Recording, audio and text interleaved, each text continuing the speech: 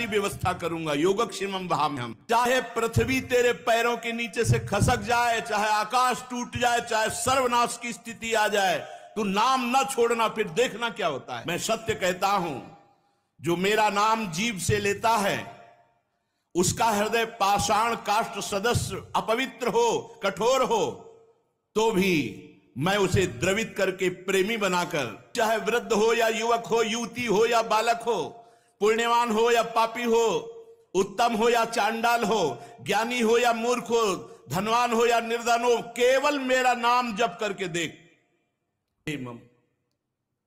श्रद्धा से नाम जप करो या अश्रद्धा से नाम जप करो, अवहेलना से नाम जप करो, कैसे भी निकल जाए जिह्वा से नाम, वर्तमान में तुम्हें सारे पाप नष्ट करके उन्नति प्रदान करेगा। नाम जापक का सारा भार मैं अपने ऊपर लेता हूं। तुझे कुछ चिंता नहीं करनी, कुछ सोचना नहीं, केवल नाम जप करना है। मेरा प्रेम प्राप्त हो जाएगा, सदा के लिए मेरी गोद में बैठेगा, तू नाममय हो जाएगा। तेरी 7 पीढ़ियां पीछे की और 14 पीढ़ियां आगे की 21 पीढ़ियों का उद्धार कर दूंगा। नाम लेने से तुझे वर्तमान की समस्याओं का समाधान, को यहां तड़प के जाना पड़ता है, इसलिए नाम का आश्रय लो। गरज के जाओ, तड़प के नहीं। राधा राधा राधा, अविनाशी का बच्चा हूं। श्री वृंदावन धाम के लाडले युगल सरकार प्राणाराध्य प्राण प्रिय श्री श्यामा श्याम जू केवल अपनी उपासना में चित्त दे तो माया नाम की कोई वस्तु नहीं है। मां माने नहीं, या माने जो, जिसकी सत्ता ही नहीं है।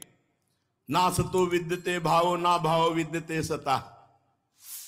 सत का कभी अभाव नहीं, असत की कोई सत्ता नहीं। जिसकी सत्ता नहीं है उसकी सत्ता मान करके यदि चिंतन करोगे विकारों का, तो कभी निर्विकार नहीं हो सकते।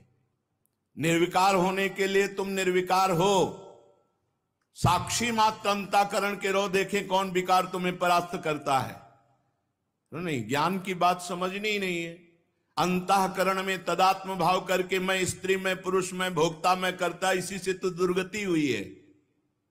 इसी भाव को तो संभालना है। विचारवान ही भजनानंदी है, जो असत विचारों का त्याग करके सत विचार में स्थित रहता है, सत विचार से अंतःकरण को भर देता है। सत आचरण जिसके होते हैं, सत चिंतन जिसका होता है, उसे ही सतमात्मा कहते हैं, उसे सतमार्गी कहते हैं।